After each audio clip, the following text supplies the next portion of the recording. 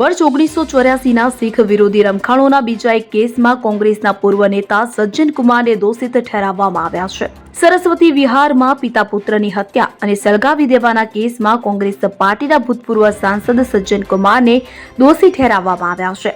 તે હાલમાં બીજા રમખાણોના કેસમાં આજીવન કેદની સજા ભોગવી રહ્યા છે.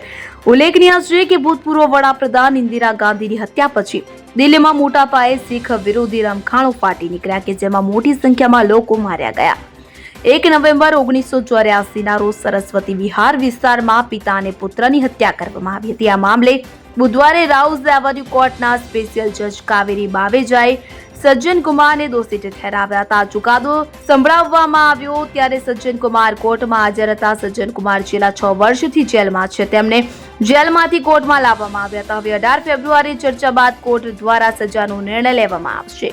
Bureau report CN24 news. હવે જુઓ દેશ દુનિયાની તમામ ખબરો તમારી આંગળીના ટેરવે. ઉઠાવો મોબાઈલ અને Google Play Store પરથી ડાઉનલોડ કરો અમારી CN24 ન્યૂઝ મોબાઈલ એપ.